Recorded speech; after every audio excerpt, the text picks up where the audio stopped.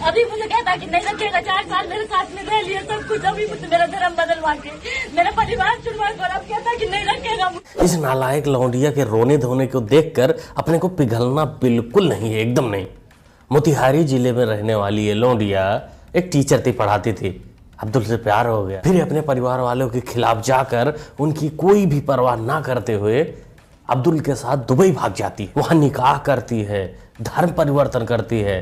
फिर 4 साल बाद, वैसे अब्दुल तो 2 साल बाद ही लौट आया था दुबई से, लेकिन ये 4 साल बाद लौटती है। अब्दुल अपनी दूसरी बीवी के साथ घर के अंदर है और ये घर के बाहर। हम तो कहेंगे मोहतरमा तुम्हारे लिए अच्छा है, बगल में मुर्गियां दिख रही ना, उसी के साथ सो जाओ, वहीं अंडे सेव। क्योंकि तुम्हारी जो मानसिकता थी उस समय कि नहीं मेरा वाला अब्दुल ऐसा नहीं था, वो तुम्हारे लिए तुमको ही मुबारक हो। तो कहेंगे अगर ये जिस परिवार से है, अगर ये वापस अपने माँ बाप के पास जाती है, अगर वो सच्चे सनातनी हैं, तो वहीं से जूते चप्पल मारकर इसको दोबारा वापस भेजेंगे कि जाओ उसी अब्दुल के पास जिसको कहती थी कि नहीं नहीं नहीं मेरा वाला तो ऐसा नहीं है, वहीं जाओ। हमारे जहाँ है किस गांव की? सिंगनिया की। सिंगनिया की। क्या हो गया आपके साथ? मैंने वोट डालने गई, उसमें सर मैंने वोट डाला, मुझसे घर में बताया गया था जो साइकिल पर देना उसमें साइकिल भी छपके आएगी, उसमें फूल छपके आया सर।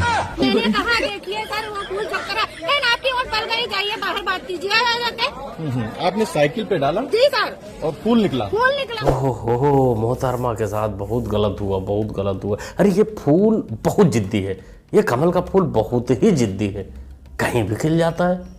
लेकिन वैसे क्या मोहतरमा की बातों पर भरोसा कर सकते हैं? भाई जब मेरा वाला अब्दुल पर भरोसा नहीं तो इस पर कैसे? कुछ तो गड़बड़ है।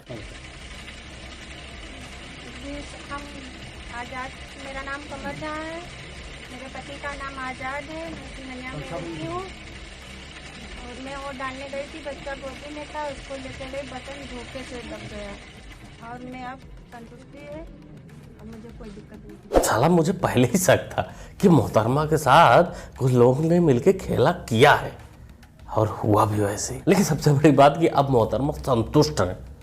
भाई सबसे बड़ा चैलेंज है कि इनको संतुष्ट करना।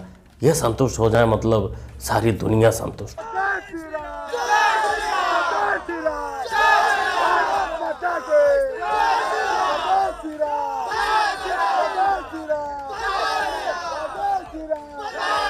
मौलाना लगता है कुछ ज्यादा भावनाओं में बह गया। इसको किसी ने कागज दिखा दिया, इसके पूरे खे का नाम बता दिया। सुनते ही ये तो बावला हो गया कि नहीं काम तो राम जय श्री राम से ही चलने वाला, क्योंकि भाई दादाजी तो रामलाल ही थे ना।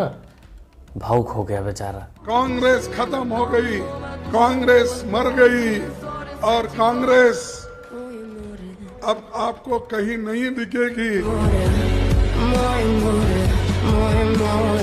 खड़ंजे चाचा झूठ बोल रहे हैं। 4 जून के पहले ये माना ही नहीं जाएगा कांग्रेस खत्म है। 4 जून के बाद जब मंच पर आकर पप्पू भैया अपने कहेंगे टाटा बाय बाय खत्म, मैं तो इटली चला, सब अपना अपना देख लो, उसी दिन ऑफिशियली माना जाएगा कि कांग्रेस खत्म है। मैं तो देखिए ये वही कन्हैया लाल, भारत तेरे टुकड़े होंगे, जो भारत के टुकड़े की कामना करता है, ये वही कन्हैया लाल है और ये इसका प्रमोशन मेरे भाई कर रहे हैं। हाँ जी भाई, क्या नाम है आपका? क्या शुभ नाम है? मेरा नाम अज्जू है।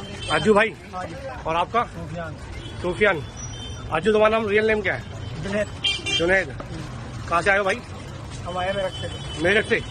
कितने पैसों में लाए? 500 रुपये। 500 रुपये में ये जो है भारत तेरे टुकड़े होंगे, हाँ, ये यहाँ पर प्रचार करवा रहा है 500 रुपये में। देख लो भैया, 500 रुपये में भारत तेरे टुकड़े होंगे, क्या बात है। ये दोनों तो गद्दारी कर रहे हैं। अरे देश के खिलाफ नहीं रहे, कन्हैया के खिलाफ, कन्हैया के साथ, कन्हैया ब्रो के साथ। भाई कन्हैया और इन लोगों का विजन तो एक ही है ना कि देश को तोड़ना है, देश को बांटना है। तो 500 रुपये लेके गद्दारी हुई ना। ऐसे उच्च काम के लिए, ऐसे सराहनीय काम के लिए फ्री में लोग काम करते हैं, तुम लोग 500 रुपये लेके धोखेबाज बन रहे हो, गद्दारी कर रहे हो अपने ब्रो कन्हैया के साथ। अभी बताइए कैसा माहौल यहाँ पोलिंग का नजर आ रहा है? पहले से कुछ बेहतर है 2019 से? हाँ, बहुत बेहतर है। लोग चेंज चाहते हैं, लोग डेवलपमेंट चाहते हैं। वोट कास्ट करना हमारा हक है। मुझे लगता है कि लोगों को निकलना चाहिए। इशू क्या है?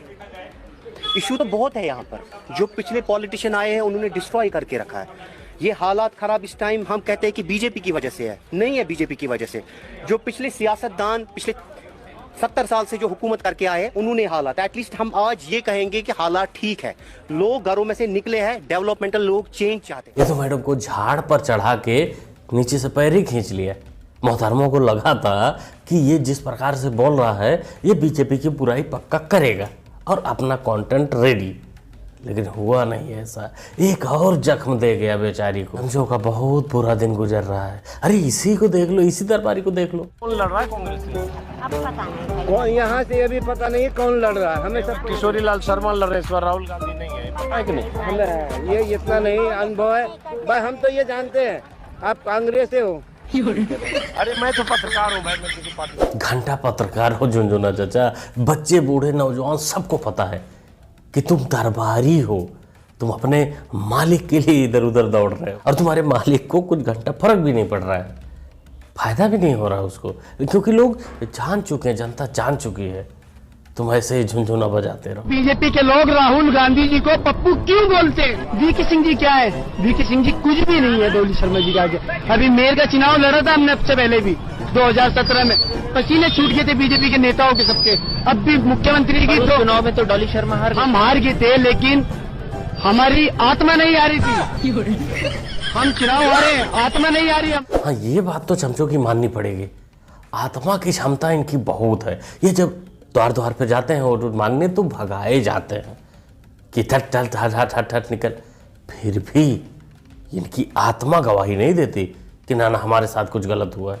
कितनी भी जलील करो इनको, कितनी भी गालियां दो, आत्मा इनकी नहीं मरेगी। लोकतंत्र में लोगों का तंत्र होना चाहिए। ये पक्ष और पार्टी का तंत्र है। पक्ष और पार्टियां जब तक रहेगी तब तक लोकतंत्र नहीं आएगा। पक्ष और पार्टियां नहीं होना चाहिए ऐसा नहीं,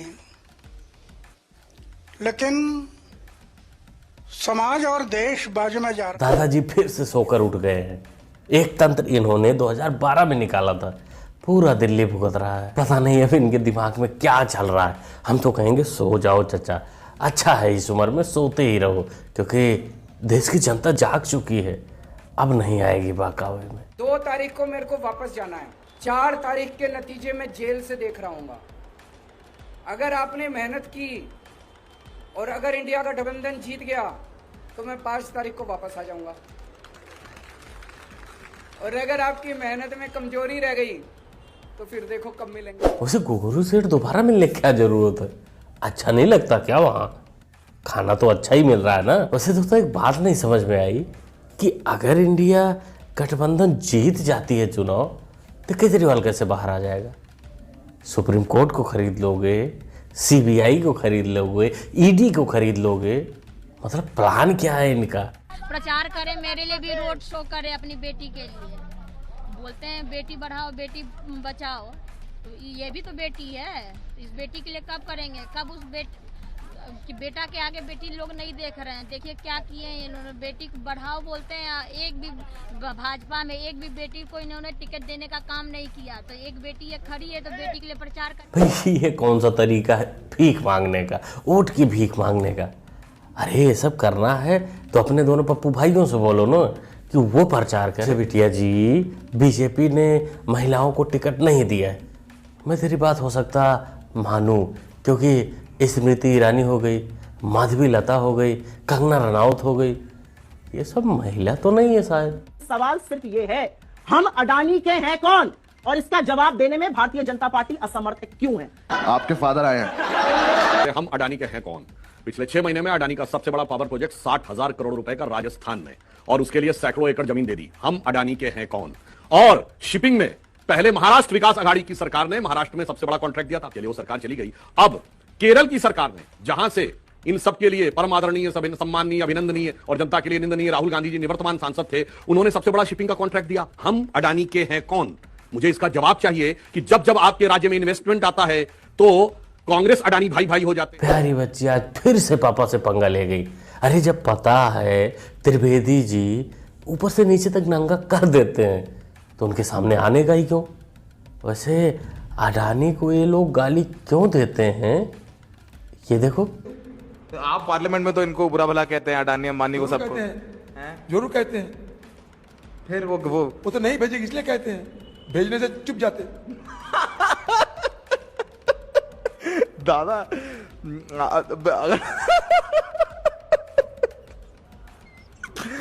अगर पैसा भेज दे तो आप चुप हो जाओगे, ये कह रहे हो?